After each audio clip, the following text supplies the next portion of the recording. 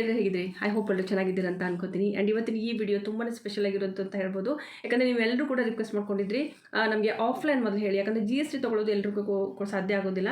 GST ತೊಗೊಂಡ್ರೆ ನಂತರ ಅದರಲ್ಲಿ ಸುಮಾರು ರೂಲ್ಸ್ಗಳು ಕೂಡ ಇರುತ್ತೆ. ಸೊ GST ನಮ್ಮ ಹತ್ರ ಇಲ್ಲ ಸದ್ಯಕ್ಕೆ. ಇವಾಗ ಆಫ್ಲೈನ್ ಹೇಗೆ ನಾವು ಅದನ್ನು ಸೇಲ್ ಮಾಡ್ಬೋದು ಪ್ರಾಡಕ್ಟ್ಗಳನ್ನ ಅಂತ ಕೇಳ್ತಾ ಇದ್ರಿ. ಇಲ್ಲಿ ಈ ವಿಡಿಯೋದಲ್ಲಿ ನಾನು ನನ್ನ ಎಕ್ಸ್ಪೀರಿಯನ್ಸ್ ಶೇರ್ ಮಾಡ್ತಾ ಇದ್ದೀನಿ. ನಾನು ಯಾವ ರೀತಿ ಸ್ಟಾರ್ಟ್ ಮಾಡಿದೆ, ಆಫ್ಲೈನ್ ಯಾವ ರೀತಿ ಕೆಲಸ ಮಾಡ್ತಾ ಇದ್ದೀನಿ ಅನ್ನೋದ್ರ ಬಗ್ಗೆ ಇಲ್ಲಿ ಸ್ವಲ್ಪ ಮಾಹಿತಿ ಕೊಡ್ತೀನಿ. ನೀವು ಕೂಡ ಇದನ್ನೇ ಫಾಲೋ ಮಾಡ್ಬೋದು. ಓಕೆ, ಸೊ ಆಫ್ಲೈನ್ ಕೂಡ ನೀವು ಈ ಬಿಸ್ನೆಸ್ನ ಸ್ಟಾರ್ಟ್ ಮಾಡ್ಬೋದು. ತುಂಬ ಕಡಿಮೆ ಬಂಡವಾಳ ಹಾಕ್ಕೊಂಡು ಈ ಕೆಲಸವನ್ನು ಮಾಡ್ಬೋದು. 1000-2000ದಲ್ಲಿ ನೀವು ಈ ಒಂದು ಕೆಲಸವನ್ನು ಮನೆಯಿಂದಲೇ ಸ್ಟಾರ್ಟ್ ಮಾಡ್ಬೋದು. ಸುಮಾರು ಜನ ಮಾಡ್ತಾ ಇದ್ದಾರೆ ಇವಾಗಲೇ. ಓಕೆ, ಸೊ ಇವತ್ತು ಕೂಡ ಪರ್ಟಿಕ್ಯುಲರ್ ಒಂದು ಕಸ್ಟಮರ್ಗಳಿಂದ ನನಗೆ ಬಂದಿರೋ ಆರ್ಡರ್ ಇದೆ ಆ್ಯಕ್ಚುಲಿ. ಸೊ ಇನ್ನೂ ಪ್ಯಾಕಿಂಗ್ ಮಾಡಿಲ್ಲ ನಾವು.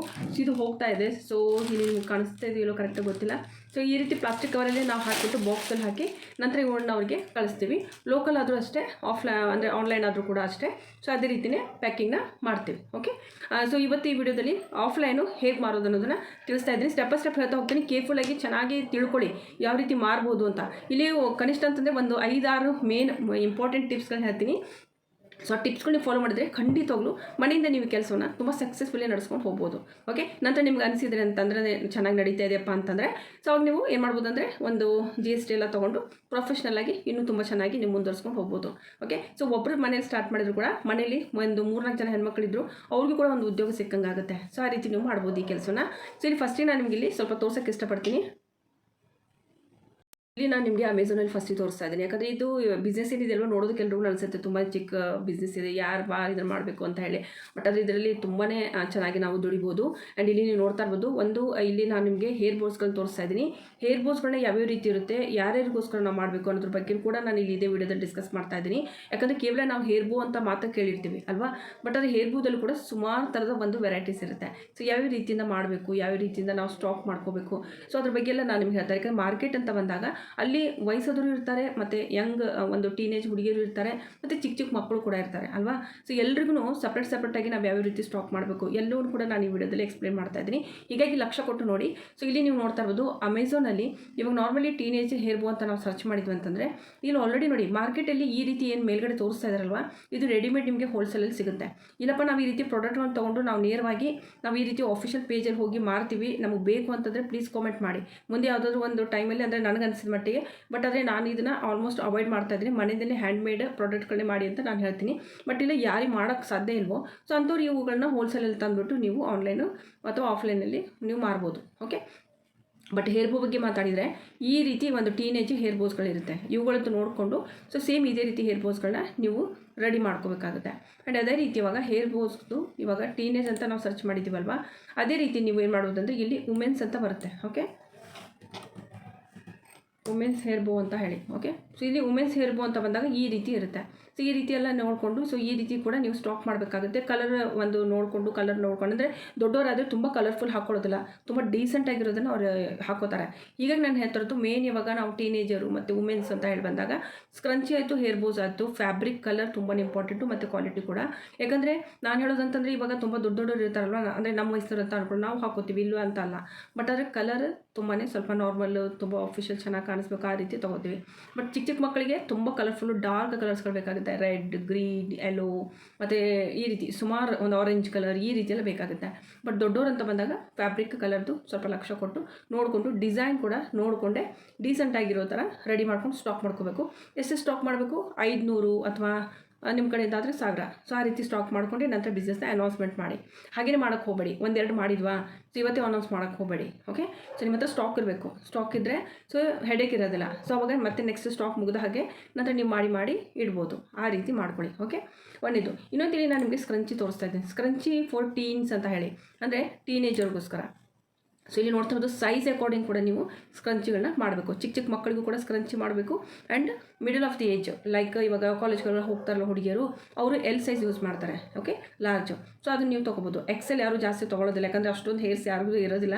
ಬಟ್ ಎಲ್ಲರೂ ರಿಕ್ವೈರ್ಮೆಂಟ್ ಬಂದರೆ ಆರ್ಡರ್ ಕೊಟ್ಟರೆ ಕಸ್ಟಮೈಸ್ ಮಾಡಿಕೊಡ್ತೀವಿ ಅಂತ ನೀವು ಹೇಳಬೇಕಾಗುತ್ತೆ. ಓಕೆ, ಬಟ್ ನಾರ್ಮಲಿ ಲಾರ್ಜು ಮತ್ತು ಸ್ಮಾಲು ಓಕೆ ಈ ರೀತಿ ಎಲ್ಲ ನಡೆಯುತ್ತೆ. ಸೊ ಮೇನ್ ಅಂತಂದರೆ ನೀವೇನು ಮಾಡಬೇಕು, ಈ ರೀತಿ ಪ್ರಾಡಕ್ಟ್ಗಳನ್ನ ರೆಡಿ ಮಾಡ್ಕೊಳ್ಳುವಾಗ ಟೀನೇಜರು, ವುಮೆನ್ಸು ಮತ್ತು ತುಂಬ ಚಿಕ್ಕ ಚಿಕ್ಕ ಮಕ್ಕಳು, ಕಿಡ್ಸು, 3 ವೆರೈಟಿಯಲ್ಲಿ ನೀವು ಹೇರ್ ಸ್ಕ್ರಂಚಿ, ಹೇರ್ ಬೋಸ್ ನೀವು ಇದನ್ನು ಸ್ಟಾಕಲ್ಲಿ ಮಾಡ್ಕೊಂಡು ಇಟ್ಕೋಬೇಕಾಗುತ್ತೆ. ಸೊ ಇಲ್ಲಿವರೆಗೆ ಇದು ಗೊತ್ತಾಯ್ತಲ್ವಾ. ಸೊ ಇವಾಗ ಮೇನ್ ಬರೋದಂತಂದರೆ ಆಫ್ಲೈನಲ್ಲಿ ನಾವು ಹೇಗೆ ಮಾರಬೇಕು, ಸೊ ಅದ್ರ ಬಗ್ಗೆ ಇಲ್ಲಿ ಸಂಪೂರ್ಣ ಮಾಹಿತಿನ ಹೇಳ್ತಾ ಇದ್ದೀನಿ, ಟಿಪ್ಸ್ಗಳನ್ನ ಹೇಳ್ತೀನಿ ಇಲ್ಲಿ. ಸೊ ಈ ಟಿಪ್ಸ್ಗಳನ್ನ ಸ್ಕಿಪ್ ಮಾಡೋಕ್ಕೆ ಹೋಗಬೇಡಿ. ಓಕೆ, ಸೊ ಎಲ್ಲ ಟಿಪ್ಸ್ಗಳು ತುಂಬಾ ಯೂಸ್ಫುಲ್ ಇದೆ. ನಾನು ಇದನ್ನೇ ಎಲ್ಲ ಫಾಲೋ ಮಾಡಿದ್ದೀನಿ. ಸೊ ನೀವು ಕೂಡ ಇದನ್ನೇ ಫಾಲೋ ಮಾಡಿ. ಸೊ ಖಂಡಿತವಾಗ್ಲೂ ಮನೆಯಿಂದಲೇ ನೀವು ಈ ಕೆಲಸ ಮಾಡಿ ಚೆನ್ನಾಗಿ ಇಲ್ಲಿಂದ ನೀವು ದುಡಿಬೋದು. ಸೊ ಈ ರೀತಿಯೆಲ್ಲ ನೀವು ಕೆಲಸ ಮಾಡ್ಬೋದು. ಯಾವ ರೀತಿ ಮಾಡೋದು ಅಂತ ಹೇಳ್ತೀನಿ ನೋಡಿ. ಟಿಪ್ಸ್ ನಂಬರ್ 1, ಪ್ರತಿಯೊಂದು ನಾವಿವಾಗ ಹೇರ್ ಬೋ ಮಾಡ್ತೀವಿ ಅಂತ ಅಂದ್ಕೊಳ್ಳೋಣ ಅಥವಾ ಸ್ಕ್ರಂಚಿ ಮಾಡ್ತೀವಿ ಅಂತ ಅಂದ್ಕೊಳ್ಳೋಣ. ಸೊ ಯಾವುದಾದ್ರೂ ಒಂದನ್ನು ನೀವು ಇಲ್ಲಿ ಸೆಲೆಕ್ಟ್ ಮಾಡ್ಕೊಂಡ್ರೆ ಸೊ ಅದು ಕೂಡ ಮಾಡ್ಬೋದು ನೀವು. ಇಲ್ಲಪ್ಪ ನಾವು ಹೇರ್ ಬೋ ಸ್ಕ್ರಂಚಿ ಎರಡೂ ಕೂಡ ಮಾಡ್ತೀವಿ ಅಂತಂದರೆ ಸೊ ಎರಡು ಕೂಡ ಮಾಡ್ಬೋದು. ಸ್ವಲ್ಪ ವರ್ಕ್ ಲೋಡ್ ಇರುತ್ತೆ, ಇಲ್ಲ ಅಂತ ಹೇಳೋಣ. ಬಟ್ ಇವಾಗ ನಾನು ಹೇರ್ ಬೋ ಅಥವಾ ಸ್ಕ್ರಂಚಿ ಬಗ್ಗೆನೇ ಟಿಪ್ಸ್ಗಳನ್ನ ಹೇಳ್ತಾ ಹೋಗ್ತೀನಿ. ಸೊ ಫಸ್ಟ್ ಹೇಳ್ಬೇಕಂತಂದರೆ ನೀವೇನು ಮಾಡ್ಕೊಂಡೆ, ಇಲ್ಲಿ ವೆರೈಟಿಗಳನ್ನ ಇಡಬೇಕಾಗುತ್ತೆ ನಿಮ್ಮ ಸ್ಟಾಕಲ್ಲಿ. ವೆರೈಟೀಸ್ ಲೈಕ್ ನೀವು ಮಾಡುವಾಗ ಸ್ಕ್ರಂಚಿ ಅಥವಾ ಹೇರ್ ಬೋಸ್ಗಳನ್ನ ಏನು ಮಾಡ್ತಾ ಇರ್ತೀರಿ ನೋಡಿ. ಸೊ ಅದ್ರ ಬಗ್ಗೆ ಹೇಳ್ತಾ ಇರುವಂಥದ್ದು ವೆರೈಟೀಸ್ ಲೈಕ್ ಕಲರ್ ಆಗಿರ್ಬೋದು, ಫ್ಯಾಬ್ರಿಕ್ಸ್ ಆಗಿರ್ಬೋದು. ಓಕೆ, ಸೊ ಅದ್ರ ಮೇನ್. ಸೊ ಇವಾಗ ಮೇನ್ ಅಂತಂದರೆ ಅದರಲ್ಲಿ ಯಾವ ರೀತಿ ನಾವು ಸ್ಕ್ರಂಚಿ ಮತ್ತು ಹೇರ್ ಬೋಸಲ್ಲಿ ಯಾವ ರೀತಿ ವೆರೈಟಿ ಇರಬೇಕಂದ್ರೆ ಒಂದು ಸೈಜಲ್ಲಿ ವೆರೈಟೀಸ್ ಇರಬೇಕು. ಓಕೆ, ಸೊ ಸೈಜಲ್ಲಿ ಆಯಿತು ಮತ್ತು ಮೀಡಿಯಮ್ ಆಯಿತು. ಸೈಜಲ್ಲಿ ಹೇಗಿರ್ಬೇಕಂದ್ರೆ ಸ್ಮಾಲು, ಮೀಡಿಯಮು ಮತ್ತು ಲಾರ್ಜು, ಇದು 3 ಸೈಜು ತುಂಬಾ ಸೇಲ್ ಆಗುತ್ತೆ ಪ್ರಾಡಕ್ಟು. ಸೊ ಈ 3 ಪ್ರಾಡಕ್ಟ್ಗಳನ್ನ ಮೊದಲು ಮಾಡಿಕೊಂಡು ಸ್ಟಾಕ್ ಮಾಡ್ಕೊಳ್ಳಿ. ಒಂದು ಮಿನಿಮಮ್ ಅಂದರೆ 300, 400, 500 ಪೀಸ್ಗಳು ಮಾಡಿಟ್ಕೋಬೇಕು ಫಸ್ಟಿಗೆ. ನಂತರ ಅದೊಂದು ಕೂಡ ವಿವಿಧವಾದಂಥ ಫ್ಯಾಬ್ರಿಕಲ್ಲಿ ಸ್ಕ್ರಂಚಿ ಅಥವಾ ಹೇರ್ ಬೋಸ್ನ ರೆಡಿ ಮಾಡಿಕೊಂಡು ಸ್ಟಾಕ್ ಇಟ್ಕೋಬೇಕು. ಫಾರ್ ಎಕ್ಸಾಂಪಲ್ ಹೇರ್ ಬೋಸ್ಗೋಸ್ಕರ ನಾನು ಇಲ್ಲಿ ಹೇಳ್ತಾ ಇದ್ದೀನಿ, ಸ್ಯಾಟಿನ್ ಆಯಿತು, ವೆಲ್ವೆಟ್ ಆಯಿತು. ವೆಲ್ವೆಟ್ ಇವಾಗ ವಿಂಟರ್ ಚಳಿಗಾಲ ಬಂತಲ್ವಾ, ಇವಾಗ ವೆಲ್ವೆಟಿದ್ದು ಹೇರ್ ಸ್ಕ್ರಂಚಿನ ತುಂಬ ಜನ ತೊಗೋತಾರೆ. ಓಕೆ, ಬೇಸಿಗೆ ಕಾಲದಲ್ಲಿ ತೊಗೊಳೋದಿಲ್ಲ. ನಿಮ್ಗೆ ಇದು ಕೂಡ ಗೊತ್ತಿರಬೇಕು ಯಾವ ಸೀಸನಲ್ಲಿ ಯಾವ್ದು ಸೇಲ್ ಆಗುತ್ತೆ ಅಂತ. ಅದನ್ನು ನೆಕ್ಸ್ಟ್ ಯಾವುದಾದ್ರು ವೀಡಿಯೋಸ್ಗಳನ್ನ ನಾನು ಹೇಳ್ತಾ ಹೋಗ್ತೀನಿ. ಸೊ ವಾರದಲ್ಲಿ 2 ವೀಡಿಯೋಸ್ ಬರುತ್ತೆ ನಂದು. ಓಕೆ, ಸೊ ರೆಗ್ಯುಲರಾಗಿ ನೋಡಿದರೆ ನಿಮಗೆ ಸುಮಾರು ಐಡಿಯಾಸ್ ಬರುತ್ತೆ. ಆ್ಯಂಡ್ ಇಲ್ಲಿ ಮೇನ್ ಅಂತಂದರೆ ಫ್ಯಾಬ್ರಿಕ್ ಬಗ್ಗೆ ಹೇಳೋದಾದರೆ ಸ್ಯಾಟಿನ್ ಯೂಸ್ ಮಾಡ್ಬೋದು, ಮತ್ತು ವೆಲ್ವೆಟ್ ಯೂಸ್ ಮಾಡ್ಬೋದು, ಕಾಟನ್ ಯೂಸ್ ಮಾಡ್ಬೋದು, ಆ್ಯಂಡ್ ನೆಟ್ಟು ಮತ್ತು ಆರ್ಗೆನ್ಸಾ, ಇವೆಲ್ಲ ತುಂಬಾ ಫ್ಯಾಬ್ರಿಕ್ಕು ಇವಾಗ ಪಾಪ್ಯುಲಾರಿಟಿಯಲ್ಲಿ ಇರುವಂಥದ್ದು. ನಂತರ ಬಣ್ಣ ಮತ್ತು ಪ್ಯಾಟರ್ನ್ ಬಗ್ಗೆ ಲಕ್ಷ್ಯ ಇರಲಿ ಸ್ಟಾಕ್ ಮಾಡುವಾಗ. ಬಣ್ಣ ನಾನು ಹೇಳಿದ್ನ ಆಲ್ರೆಡಿ, ಚಿಕ್ಕ ಮಕ್ಕಳಿಗೆ ಡಾರ್ಕ್ ಕಲರ್ಸ್ ತೊಗೋತೀವಿ, ಟೀನೇಜರ್ಸ್ಗೆ ಸ್ವಲ್ಪ ಮಿಡಲ್ ಆಫ್ ದಿ ಬಂದರೆ ಒಂದು ರೇಂಜಲ್ಲಿ ತೊಗೋತೀವಿ ಕಲರ್ಸ್ನ. ಬಟ್ ಸ್ವಲ್ಪ ಇವಾಗ ಆಫೀಸ್ ಹೋಗುವಂಥ ಹುಡುಗಿರು ಅಥವಾ ಸ್ವಲ್ಪ ಮದುವೆ ಆದವ್ರು ಇರ್ತಾರೆ, ಅವರೆಲ್ಲ ಸ್ವಲ್ಪ ಡೀಸೆಂಟ್ ಕಲರ್ ತೊಗೋತಾರೆ. ಹೀಗಾಗಿ ಕಲರ್ ನೀವು ಫ್ಯಾಬ್ರಿಕ್ ಕಲರ್ ತೊಗೊಳ್ಳುವಾಗ ತುಂಬಾ ಕೇರ್ಫುಲ್ಲಾಗಿ ಚೂಸ್ ಮಾಡ್ಕೊಳ್ಳಿ. ಆ್ಯಂಡ್ ಪ್ಯಾಟರ್ನ್ ಹೇಳಿದ್ನಲ್ಲ, ಡಿಸೈನ್ಸ್, ಸುಮಾರು ಥರ ಡಿಸೈನ್ಸ್ ನಾನು ಕೂಡ ನಿಮ್ಮ ಜೊತೆ ಶೇರ್ ಮಾಡ್ಕೊತಾನೆ ಇದ್ದೀನಿ ಶ್ರೇಯಾ ಕ್ರಿಯೇಟಿವಿಟಿ ಝೋನಲ್ಲಿ. ಸೊ ತಪ್ಪದೇ ಅದರ ವೀಡಿಯೋಸ್ಗಳು ನೋಡಿ, ಅಲ್ಲಿ ನಾನು ಸುಮಾರು ಥರದ ಒಂದು ಐಡಿಯಾಸ್ ಹೇಳಿರ್ತೀನಿ. ಸೊ ಆ ರೀತಿ ನೀವು ಕೆಲವೊಂದು ಫೈನಲೈಸ್ ಮಾಡ್ಕೊಳ್ಳಿ. ಓಕೆ, ಸೊ ಇದು ಚೆನ್ನಾಗಿದೆ, ಓಕೆ ಇದ್ರ ಬಗ್ಗೆ ನಾನು ಇವಾಗ ಒಂದು 300-400 ಪೀಸ್ ಮಾಡಿಬಿಡೋಣ ಅಂತ. ಸೊ ಬಟ್ಟೆ ತೊಗೊಂಡು ಬಂದುಬಿಟ್ಟು ಸ್ಟಾರ್ಟ್ ಮಾಡಿ ಕೆಲಸನ. ಮೆಜರ್ಮೆಂಟ್ ಎಲ್ಲ ಹೇಳಿರ್ತೀನಿ. ಆ್ಯಂಡ್ ಮೇನ್ ಅಂತಂದರೆ ಇಲ್ಲಿ ಏನೇನು ನೆನ್ಪಿಟ್ಕೋಬೇಕು, ವೆರೈಟಿಲಿ ಕಿಡ್ಸು, ಟೀನೇಜು ಮತ್ತು ವುಮೆನ್ ಕಲೆಕ್ಷನ್ ಅಂತ ಹೇಳಿ 3 ಪಾರ್ಟಲ್ಲಿ ಡಿವೈಡ್ ಮಾಡಬೇಕು. ಇದು first Tipu. Okay, so second tip ಹೇಳ್ತಾ ಇದ್ದೀನಿ. ಸೊ ಸೆಕೆಂಡ್ ಟಿಪ್ಪು ಅಟ್ರಾಕ್ಟಿವ್ ಆಗಿ ನೆಕ್ಸ್ಟ್ ಬರುವಂಥದ್ದು ಪ್ಯಾಕೇಜಿಂಗ್. ಓಕೆ, ಸೊ ಪ್ಯಾಕೇಜಿಂಗ್ ಬಗ್ಗೆ ನಾನು ತುಂಬಾ ಕಾಳಜಿ ವಹಿಸಿರ್ತೀನಿ, ಯಾಕಂದರೆ ಪ್ಯಾಕೇಜಿಂಗ್ಗೆ ಮೇನ್ ಇಂಪಾರ್ಟೆಂಟ್ ಹೇಗಿರುತ್ತೆ ಅಂತ ಅಲ್ವಾ. ಸೊ ಅಲ್ಲಿ ಮೇನ್ ಅಂತಂದರೆ ಟ್ರಾನ್ಸ್ಪರೆಂಟ್ ಜಿಪ್ ಪೌಚ್ ಬರುತ್ತೆ. ನೀವು ಯಾವುದಾದ್ರೂ ಪ್ಲಾಸ್ಟಿಕ್ ಕವರ್ ಅಂಗಡಿಗೆ ಹೋಗಿ ಹೋಲ್ಸೇಲಲ್ಲೆಲ್ಲ, ಸೊ ಅಲ್ಲಿ ನಿಮಗೆ ಪ್ಯಾಕೇಜಿಂಗ್ ಮಾಡ್ಕೊಳ್ಳೋದಕ್ಕಂದರೆ ಪ್ಲಾಸ್ಟಿಕ್ ಕವರ್ಸು ಅದು ವಿತ್ ಜಿಪ್ ಇರುತ್ತೆ. ಸೊ ಅದನ್ನು ಯೂಸ್ ಮಾಡ್ಬೋದು ನೀವು ಬೇಕು ಅಂತಂದರೆ. ಓಕೆ, ಆ್ಯಂಡ್ ಅದಲ್ಲೂ ಕೂಡ ಪೇಪರ್ ಟ್ಯಾಗ್ ಕೂಡ ನೀವು ಯೂಸ್ ಮಾಡ್ಬೋದು. ಅಲ್ಲಿ ಪೇಪರ್ ಟ್ಯಾಗ್ ಅಂತಂದರೆ ನಾನು ಲಾಸ್ಟ್ ಟೈಮ್ ಒಂದು ವೀಡಿಯೋದಲ್ಲಿ ನೀವೇನಾದರೂ ರೆಗ್ಯುಲರ್ ನೋಡಿದರೆ ಹೇಳ್ತಿದ್ದೀನಿ, ನಾನೊಂದು ರಬ್ಬರ್ ಸ್ಟ್ಯಾಂಪ್ ಕೂಡ ಮಾಡಿಸಿದ್ದೀನಿ ಬ್ರ್ಯಾಂಡದ್ದು. ಸೊ ಅದನ್ನೇ ನೀವು ಎಲ್ಲಿ ಬೇಕಾದರೂ ಕೂಡ ನೀವು ಸ್ಟ್ಯಾಂಪ್ ಮೊಹರ್ ಹಾಕ್ಬೋದು. ನೀವಲ್ಲಿ ಪೇಪರ್ ಟ್ಯಾಗ್ ಕೂಡ ಯೂಸ್ ಮಾಡ್ಬೋದು. ಅದನ್ನು ಯೂಸ್ ಮಾಡಿಕೊಂಡು ಇಲ್ಲಪ್ಪ ಅಂತಂದರೆ ಪೇಪರ್ ಟ್ಯಾಗ್ಸ್ನ ನಾವು ಪ್ರಿಂಟಿಗೆ ಕೊಡಬೇಕಾಗುತ್ತೆ.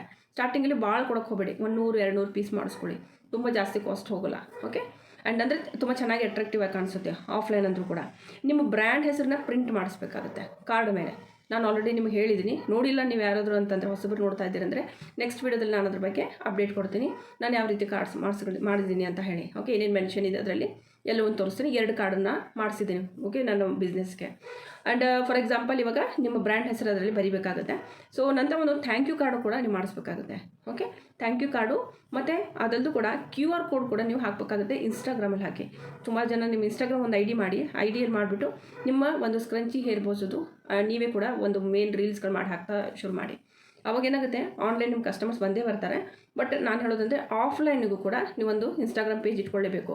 ಯಾಕಂದರೆ ಯಾರಾದರೂ ಗೊತ್ತಿರೋರು ಸಿಕ್ಕಾಗ ಸೊ ಅವ್ರಿಗೆ ನೀವು ನಿಮ್ಮ ಇನ್ಸ್ಟಾಗ್ರಾಮ್ ಪೇಜ್ ಶೇರ್ ಮಾಡಿದ್ರಿ ಅಂತಂದರೆ ಸೊ ಅದ್ರಲ್ಲಿ ನೋಡ್ತಾರೆ ಅವರು. ಸೊ ಅವ್ರು ನಿಮ್ಗೆ ಆಟೋಮೆಟಿಕ್ಲಿ ಆಫ್ಲೈನು ಆರ್ಡರ್ ಕೊಡ್ತಾರೆ. ಹೀಗಾಗಿ ಒಂದು ಇನ್ಸ್ಟಾಗ್ರಾಮ್ ಪೇಜು ಬೇಕೇ ಬೇಕಾಗುತ್ತೆ. ಸೊ ಅದನ್ನು ಮಾಡ್ಕೊಳ್ಳಿ. ಸೊ ಇವಾಗ ಏನೇನು ಬೇಕು ಪ್ಯಾಕೇಜಿಂಗ್ಗೋಸ್ಕರ, ಒಂದು ಟ್ರಾನ್ಸ್ಪರೆಂಟ್ ಜಿಪ್ ಇರುವಂಥ ಪ್ಲಾಸ್ಟಿಕ್ ಪೇಪರ್ಸ್ಗಳನ್ನ ಯೂಸ್ ಮಾಡಿ, ಮತ್ತು ಏನಂತಂದರೆ ಪೇಪರ್ ಟ್ಯಾಗ್ಗಳನ್ನ ಯೂಸ್ ಮಾಡಿ, ಅದಲ್ಲೂ ಕೂಡ ಬ್ರ್ಯಾಂಡ್ ಹೆಸರಿರುವಂಥ ಕಾರ್ಡ್ ಯೂಸ್ ಮಾಡಿ, ನಂತರ ಸ್ಮಾಲ್ ಥ್ಯಾಂಕ್ ಯು ಅಂತ ಹೇಳ್ಬಿಟ್ಟು, ಅಂದರೆ ತೊಗೊಂಡ್ರೆ ತುಂಬ ಖುಷಿಯಾಗುತ್ತೆ. ಡಿಫ್ರೆಂಟಾಗಿ ಪ್ಯಾಕೇಜಿಂಗ್ ಮಾಡಿ. ತುಂಬ ಕಾಂಪಿಟೇಷನ್ ಇದೆ ಇವಾಗ. ಸೊ ಒಂದು ಥ್ಯಾಂಕ್ ಯು ಕಾರ್ಡ್ ಇಡಿ, ಸೊ ಆ ರೀತಿ ಎಲ್ಲ ಇಟ್ಟರೆ ತುಂಬಾ ಖುಷಿ ಪಡ್ತಾರೆ ಜನ. ಮತ್ತಿಲ್ಲಪ್ಪ ಅಂತಂದರೆ ಇನ್ಸ್ಟಾಗ್ರಾಮದ್ದೇ ನಿಮ್ಮದೊಂದು ಕಾರ್ಡ್ ಮಾಡಿಸ್ಬೋದು ನೀವು. ಎಷ್ಟು ಜನ ಫಾಲೋವರ್ಸ್ ಇದ್ದಾರೆ ಅದು ಮೇನ್ ಫ್ರಂಟ್ ಪೇಜ್ ಇದೆ, ಒಂದು ಪ್ರಿಂಟ್ ಹಾಕಿ ಅವ್ರು ಕಾರ್ಡ್ ಮಾಡ್ತಾರೆ. ಬಟ್ ಆದರೆ ನನಗನ್ಸುತ್ತೆ ಅದನ್ನೆಲ್ಲ ಇಲ್ಲಿ ಹಣವನ್ನು ಇವಾಗಲೇ ಹಾಕಕ್ಕೆ ಹೋಗಬೇಡಿ. ಮುಂದೆ ನಿಮ್ಗೆ ಸ್ವಲ್ಪ ಚೆನ್ನಾಗಿ ನೀವು ದುಡಿದ ಮೇಲೆ ಬೇಕಂದರೆ ನೀವು ಅದನ್ನು ಇಂಪ್ರೂವ್ಮೆಂಟ್ ಮಾಡ್ಕೊಳ್ಳಿ. ಸದ್ಯಕ್ಕೆ thank you card it's okay. So ಇದನ್ನೇ ನಡೆಸ್ಕೊಂಡು ಹೋಗಿ. ಸೊ ಇನ್ನೊಂದು ಮೇನ್ ಇವಾಗ 2ನೇ ಟಿಪ್ ಹೇಳಾಗಿದೆ. 3ನೇ ಟಿಪ್ ಹೇಳ್ತಾ ಇದ್ದೀನಿ ನೋಡಿ, ತುಂಬ ಲಕ್ಷ ಕೊಟ್ಟು ಕೇಳಿ. ಆಫ್ಲೈನ್ ಸೇಲ್ ಮಾರ್ಗಗಳನ್ನ ನಾನು ಹೇಳ್ತಾ ಇದ್ದೀನಿ, ಏನೇನಿರುತ್ತೆ, ಯಾವ ದಾರಿ ಇದೆ ಅಂತ ಹೇಳಿ.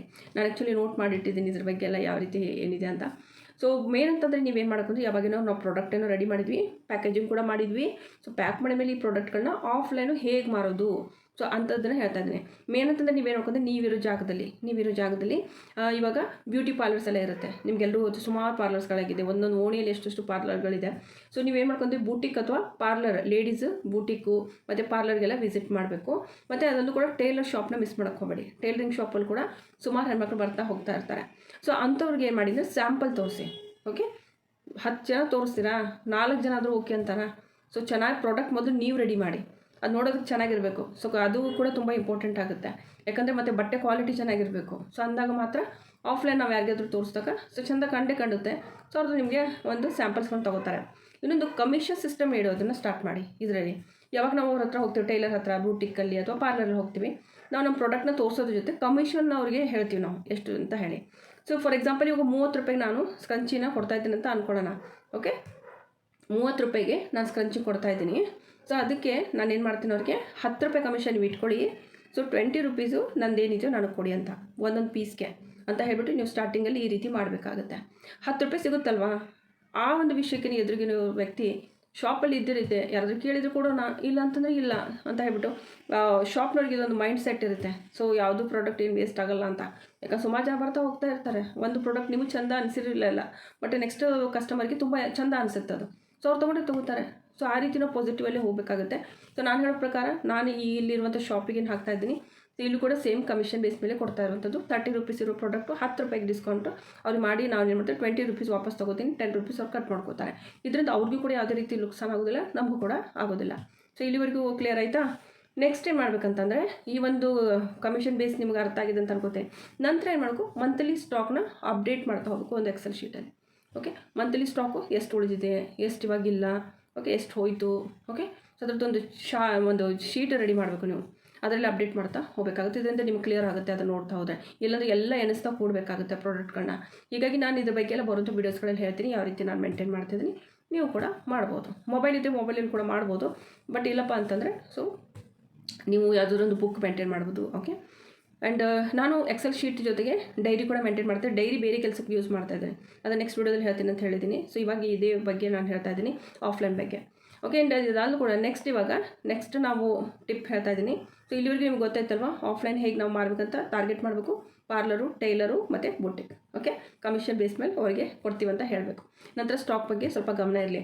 ನಂತರ ಎಕ್ಸಿಬಿಷನ್ ಮತ್ತು ಲೋಕಲ್ ಮಾರ್ಕೆಟ್ ಏನು ಸ್ಟಾಲ್ಗಳಿರುತ್ತೆ, ಎಕ್ಸಿಬಿಷನಲ್ಲಿ ಎಲ್ಲಾದರೂ ಹೋದಾಗ ಇವಾಗ ಅವ್ರ ಹತ್ರ ಕೂಡ ನೀವು ಮಾತಾಡೋದು. ಲೋಕಲ್ ಟೆಂಪಲ್ ಫೆಸ್ಟಿವಲ್ಸ್ಗಳಿರುತ್ತೆ, ಲೋಕಲ್ ಒಂದು ಯಾವುದಾದ್ರೂ ದೇವಸ್ಥಾನದಲ್ಲಿ ಒಂದು ಫೆಸ್ಟಿವಲ್, ಉತ್ಸವ ನಡೀತಾ ಇರುತ್ತೆ.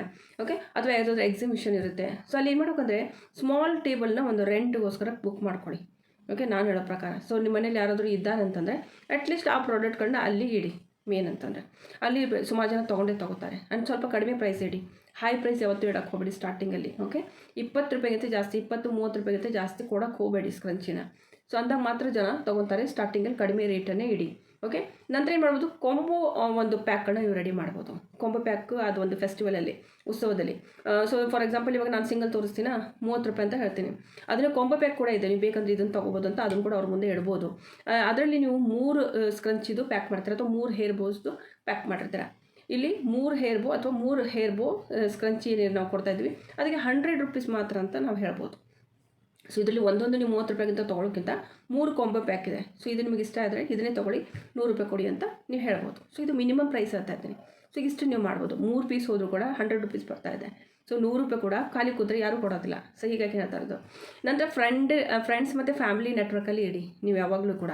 ಸೊ ಲೈಕ್ ವಾಟ್ಸಪ್ ಗ್ರೂಪ್ ಮಾಡಿ, ಒಂದು ಚಿಕ್ಕದೊಂದು. ನಾನು ಕೂಡ ಒಂದು ವಾಟ್ಸಪ್ ಗ್ರೂಪ್ ಮಾಡಿದ್ದೀನಿ, ನಿಮ್ಗೆ ಹಳೆ ವೀಡಿಯೋಸಲ್ಲಿ ತೋರಿಸಿರ್ಬೋದು ನಾನು ನಿಮಗೆ.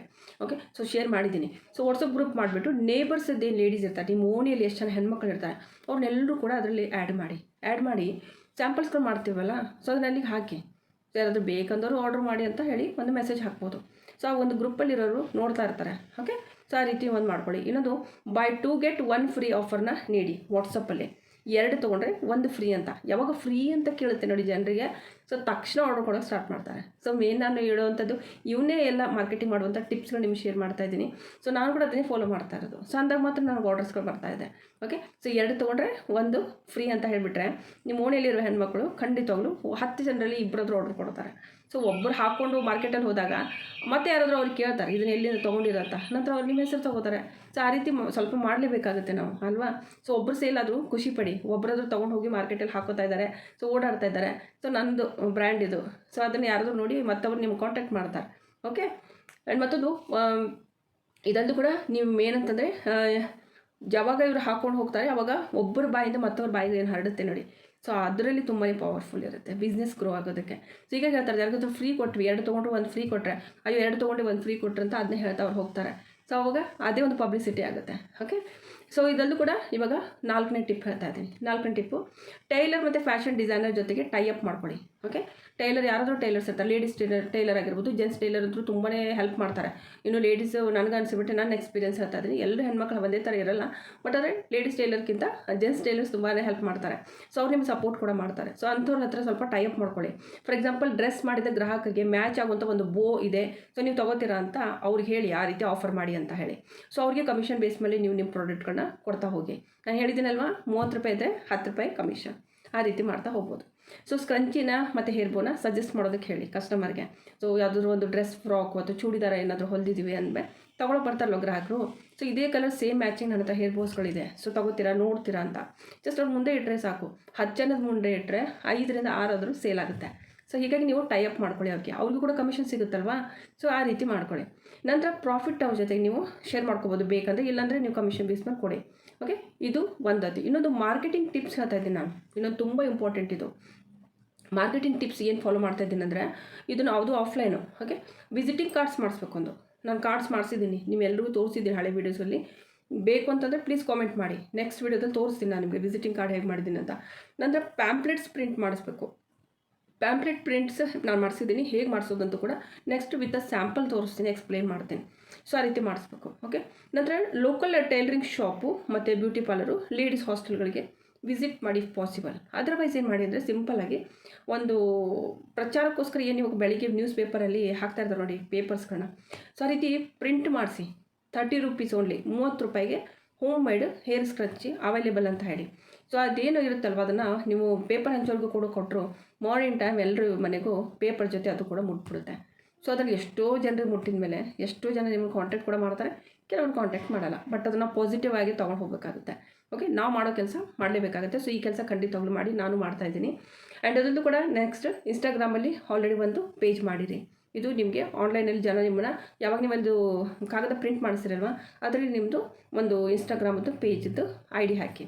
ಸೊ ಜನ ಆಟೋಮೆಟಿಕ್ಲಿ ಮನೇಲಿ ಕೂತ್ಕೊಂಡಿರ್ತಾರಲ್ವ, ಸೊ ಸರ್ಚ್ ಮಾಡೇ ಮಾಡ್ತಾರೆ, ನೋಡ್ತಾರೆ. ಸೊ ನೋಡಿದ ಮೇಲೆ ಎಷ್ಟೋ ಜನ ಮುಟ್ಟಿರುತ್ತೆ ಪೇಪರ್, ಡೈಲಿ ಪೇಪರ್ ಮಾರ್ನಿಂಗ್, ಅದೇ ಥರ ಇದು ಕೂಡ ಮುಟ್ಟಿರುತ್ತೆ. ಸೊ ಚೆಕ್ ಮಾಡಿದಾಗ ಅದರಲ್ಲಿ ಎಷ್ಟು ಜನ ಆರ್ಡರ್ ಕೊಡೋಲ್ಲ, ಸೊ ಅದರಿಂದ ಕೂಡ ಆರ್ಡರ್ಸ್ಗಳು ಬರುತ್ತೆ. ಓಕೆ, ನಂತರ ಮೇನ್ ಅಂದರೆ ಸ್ಮಾಲ್ ಪ್ಯಾಕಿಂಗ್. ಮೇನ್ ಅಂತ ಪ್ಯಾಕಿಂಗ್ ಮಾಡುವಾಗ ಸೊ ಅದರಲ್ಲಿ ಮೇನ್ ಇನ್ಸ್ಟಾ ಹ್ಯಾಂಡಲ್ಗಳನ್ನ ಬೇಕಂದರೆ ನೀವು ಯೂಸ್ ಮಾಡ್ಬೋದು. ಅದರದ್ದು ಹ್ಯಾಂಡಲ್ಸ್ ಇರುತ್ತಲ್ಲ, ಅಲ್ಲಿ ನಿಮ್ಮ ಇನ್ಸ್ಟಾಗ್ರಾಮದ್ದು IDದು ಹ್ಯಾಂಡಲ್ ಕೂಡ ಪ್ರಿಂಟ್ ಮಾಡಿಸ್ಬೋದು. ಬಟ್ ಅಷ್ಟು ನಿಮಗೆ ಆಗಲ್ಲ ಅಂದರೆ ನಾರ್ಮಲಿ ನೀವು ನಾನು ಹೇಳಿರೋ ಥರ local tailoring shop, beauty parlour ಮತ್ತು ಲೇಡೀಸ್ ಹಾಸ್ಟೆಲ್ಗಳಿಗೆ ಹೋಗೋದಕ್ಕಿಂತಲೂ ಪೇಪರ್ದವ್ರಿಗೆ ಆ್ಯಡ್ ಕೊಡೋದಕ್ಕೆ ಸ್ಟಾರ್ಟ್ ಮಾಡಿ. ಒಂದು ಪ್ರಿಂಟ್ ಹಾಕ್ಸೋ ಪೇಪರು ಇದು ನಮಗೆ ಹಂಚಬೇಕು ಅಂತ, ಸೊ ಅವ್ರ ಮನೆಗೆ ಹೋಗಿ ಪೇಪರ್ ಜೊತೆ ಅದನ್ನು ಮಿಕ್ಸ್ ಮಾಡಿ ಹಂಚಿಬಿಡ್ತಾರೆ. ಸೊ ಅದರಲ್ಲಿ ಎಷ್ಟು ಜನರಿಗೆ ಮುಟ್ಟುತ್ತೆ. ಓಕೆ, ನಂತರ ಸೊ ಇಷ್ಟೆಲ್ಲ ಮಾಡಿದ ಮೇಲೆ ಸೊ ಇವಾಗ ನಮಗೆ ಇದರಿಂದ ಯಾವ ರೀತಿ ಹಣವನ್ನು ಎಷ್ಟು ದುಡಿತೀವಂತ ಸೊ ಇಲ್ಲಿ ನೋಡ್ತಾ ಇರೋದು ಐಟಮ್ ಬಗ್ಗೆ ನಾನಿಲ್ಲಿ ಒಂದು ಚಾರ್ಟ್ ಮಾಡಿದ್ದೀನಿ, ನಿಮ್ಗೆ ಸ್ವಲ್ಪ ತಿಳಿಲಿ ಅಂತ ಹೇಳಿ. ಇದು ಆಲ್ರೆಡಿ ನಾನು ಸ್ಟೋರ್ ಮಾಡಿಟ್ಟಿರ್ತೀನಿ ಯಾವಾಗಲೂ. ಸೊ ನಾವು ಯಾವ್ಯಾವ ರೇಟಿಗೆ ಯಾವ ರೀತಿ ಮಾರಬೇಕು ಅನ್ನೋದ್ರ ಬಗ್ಗೆನೇ. ಸೊ ನಾನು ಏನು ರೇಟ್ ಇಟ್ಟಿದ್ದೀನಿ ಅದನ್ನೇ ಇಲ್ಲಿ ತಿಳಿಸ್ತಾ ಇದ್ದೀನಿ. ಐಟಮು ಒಂದು ನಾರ್ಮಲ್ ಸ್ಕ್ರಂಚಿ. ನಾರ್ಮಲ್ ಸ್ಕ್ರಂಚಿ ಅಂದರೆ ನಾರ್ಮಲ್ ಆಗಿರುತ್ತೆ, ಲೈಕ್ ಲಾರ್ಜು, ಮೀಡಿಯಮು ಈ ರೀತಿಯಲ್ಲೇ ಇರುತ್ತೆ. Okay, and velvet scrunchie. Velvet scrunchie ಇವಾಗ ತುಂಬಾ ಸೇಲ್ ಆಗ್ತಾಯಿದೆ, ಯಾಕಂದರೆ ಚಳಿಗಾಲ ಬಂತು. ಸೊ ವೆಲ್ವೆಟ್ ಬಟ್ಟೆ ತುಂಬಾ ಯೂಸ್ಫುಲ್ಲು. ಸೊ ಹೀಗಾಗಿ ಜನ ತೊಗೋತಾರೆ ಚಳಿಗಾಲದಲ್ಲಿ. ಹೀಗಾಗಿ ಇದನ್ನು ಮಾತ್ರ ಇವಾಗ ಸೀಸನಲ್ಲಿ ಯಾರು ಸ್ಟಾರ್ಟ್ ಮಾಡ್ತಾಯಿದ್ದೀರಿ, ಈ ಬಟ್ಟೆನ ಖಂಡಿತವಾಗ್ಲೂ ತೊಗೊಳ್ಳಿ ಸ್ಟಾಕ್ ಮಾಡೋದಕ್ಕೆ. ನಂತರ ನಾರ್ಮಲಿ ಹೇರ್ ಬೋಸ್ ನಾನೇನು ತೋರಿಸ್ತಾ ಇದ್ದೀನಿ. ಓಕೆ, ಸೊ ಇಲ್ಲಿ ನಾರ್ಮಲಿ ನೋಡಿ ಕಾಸ್ಟ್ ಪ್ರೈಸ್ ಹಾಕಿದ್ದೀನಿ, ಸೇಲ್ ಪ್ರೈಸ್ ಹಾಕಿದ್ದೀನಿ, ಪ್ರಾಫಿಟ್ ಪ್ರೈಸ್ ಹಾಕಿದ್ದೀನಿ. 3 ಪ್ರೈಸಲ್ಲಿ ನಾನು ನಿಮಗೆ ತಿಳಿಸ್ತಾ ಹೋಗ್ತೀನಿ. ನಾರ್ಮಲ್ ಸ್ಕ್ರಂಚಿನ ನಾವು ಮಾರಕ್ಕೆ ಹೋದಾಗ ಕಾಸ್ಟ್ ಎಷ್ಟು ಬಿದ್ದಿರುತ್ತೆ ನಾವು ಅದನ್ನು ರೆಡಿ ಮಾಡೋದಕ್ಕೆ ಅಂತ 8ರಿಂದ 10 ರೂಪಾಯಿ ನಮಗೆ ಖರ್ಚಾಗುತ್ತೆ ಒಂದು ನಾರ್ಮಲ್ ಸ್ಕ್ರಂಚಿ ರೆಡಿ ಮಾಡೋದಕ್ಕೆ. ಅದರಲ್ಲಿ ನಿಮ್ಮದು ಇಲಾಸ್ಟಿಕ್ ಬಂತು ಮತ್ತು ಸಿಲಾಯಿ ಮಷೀನಲ್ಲಿ ದಾರ ಎಲ್ಲ ಹಾಕಿ ನಾವು ಹೊಲಿದಿರೋದಾಯಿತು, ಪ್ಲಸ್ ನೀವು ಪಟ್ಟಿರೋ ಶ್ರಮ. ಸೊ ಎಲ್ಲ ಸೇರಿ ನಾನು ಹಾಕಿದ್ದೀನಿ ಇಲ್ಲಿ 8ರಿಂದ 10 ರೂಪಾಯಿ ಹಿಡಿದಿದ್ದೀನಿ. ಓಕೆ. ಆ್ಯಂಡ್ ಅದಂತರ ಮಾರ್ಕೆಟಲ್ಲಿ ಆಫ್ಲೈನ್ ನಾವು ಇದನ್ನು ಮಾರಕ್ಕೆ ಹೋದಾಗ 25ರಿಂದ 30 ರೂಪಾಯಿಗೆ ನೀವು ಅದನ್ನು ಜನರಿಗೆ ಕೊಡ್ಬೋದು. ಓಕೆ. ಸೊ 25ರಿಂದ 30 ರೂಪಾಯಿ, ಲಾಸ್ಟ್ 30 ರೂಪಾಯಿ ಅಂದರೂ ಕೂಡ ತೊಗೋತಾರೆ ಜನ. ಓಕೆ. ಇಲ್ಲಾಂದರೆ 29 ರುಪೀಸ್ ಅಂತ ಹೇಳಿ. 29 ಅಂತ ಅಂದರೆ ಜನರಿಗೆ ತುಂಬಾ ಅನಿಸೋದಿಲ್ಲ ಮತ್ತು ತುಂಬ ಕಡಿಮೆ ಕೂಡ ಅನಿಸುತ್ತೆ. ಅದು 29 ದಟ್ ಈಸ್ ದಿ ಬೆಸ್ಟ್ ಅಂತ ಹೇಳ್ಬೋದು ಪ್ರೈಸ್. ಸೊ ಅದನ್ನು ಡಿಸೈಡ್ ಮಾಡಿ.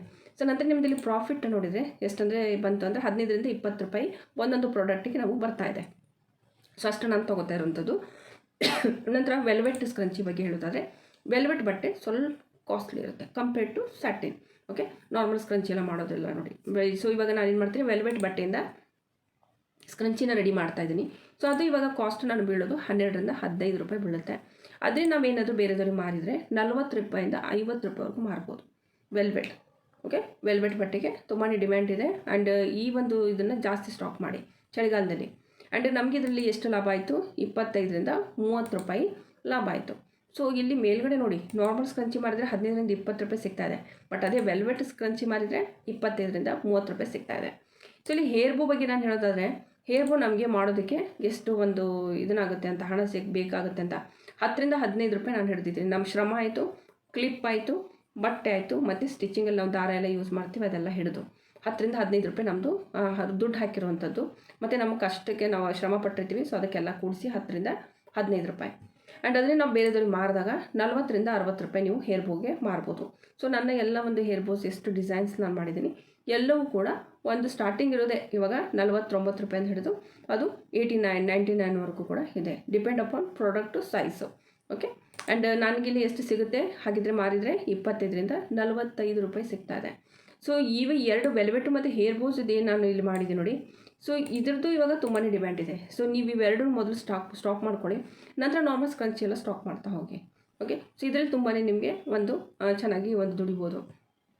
ಸೊ ಇದೊಂದು ಚಾರ್ಟ್ ನಿಮಗೆ ಇರಲಿ ಅಂತ ತೋರಿಸಿದ್ದೀನಿ. ಓಕೆ. ಸೊ ಇದು ಇವತ್ತಿನೊಂದು ಮಾಹಿತಿ. ಐ ಹೋಪ್ ನಿಮಗೆಲ್ಲ ಇಷ್ಟ ಆಗಿದೆ ಅಂತ ಅನ್ಕೋತೀನಿ. ಸುಮಾರು ಇನ್ಫಾರ್ಮೇಷನ್ ನಾನು ಕೊಡೋದಕ್ಕೆ ಇಲ್ಲಿ ಪ್ರಯತ್ನ ಪಟ್ಟಿದ್ದೀನಿ. ನಿಮಗಿದು ನಾನು ಕೊಟ್ಟಿರೋ ಇನ್ಫಾರ್ಮೇಷನ್ ಇಷ್ಟ ಆಗಿದೆ ಅಂದರೆ ತಪ್ಪದೆ ವೀಡಿಯೋಗೆ ಇನ್ನೂ ಲೈಕ್ ಮಾಡಿಲ್ಲ ಅಂದರೆ ವೀಡಿಯೋಗೆ ಲೈಕ್ ಮಾಡಿ, ಒಂದು ಪುಟ್ಟದಂತ ಒಂದು ಕಾಮೆಂಟ್ ಮಾಡಿ. ನನಗೂ ಓದೋಕ್ಕೆ ಖುಷಿ ಆಗುತ್ತೆ. ವೆಯ್ಟ್ ಮಾಡ್ತಾ ಇರ್ತೀನಿ ಕೂಡ. ಆ್ಯಂಡ್ ಅದರಲ್ಲೂ ಕೂಡ ಯಾರಾದರೂ ಹೊಸಬರು ನನ್ನ ಚಾನಲ್ಗೆ ಇನ್ನೂ ಸಬ್ಸ್ಕ್ರೈಬ್ ಮಾಡ್ಕೊಂಡಿಲ್ಲ, ಹಾಗೆ ನೋಡ್ತಾ ಇದ್ದೀರಿ ಅಂದರೆ ಚಾನಲ್ಗೆ ತಪ್ಪದೆ ಸಬ್ಸ್ಕ್ರೈಬ್ ಮಾಡ್ಕೊಳ್ಳಿ. ಆ್ಯಂಡ್ ಬೆಲ್ ಐಕನ್ನ ತಪ್ಪದೆ ಪ್ರೆಸ್ ಮಾಡಿ. ಹೊಸ ಹೊಸ ವೀಡಿಯೋಸ್ ಹಾಕಿದ್ರೆ ನಿಮಗೊಂದು ನೋಟಿಫಿಕೇಶನ್ ಬರುತ್ತೆ. ಮತ್ತು ಇದಕ್ಕೆ ಸಂಬಂಧಪಟ್ಟಂತೆ ಏನಾದರೂ ನಿಮಗೆ ಡೌಟ್ ಇದೆಯಪ್ಪ ಇನ್ನೂ ಅಂತಂದರೆ ಪ್ಲೀಸ್ ಕಾಮೆಂಟ್ ಮಾಡಿ, ನಾನು ಎಲ್ಲರೂ ಕಾಮೆಂಟನ್ನು ಉತ್ತರಿಸ್ತೀನಿ. Okay. So all the best. ಮುಂದಿನ ವಿಡಿಯೋದಲ್ಲಿ ಮತ್ತೆ ನಾನು ಸಿಗ್ತೀನಿ. ಅಲ್ಲಿವರೆಗೂ ನಮಸ್ಕಾರ.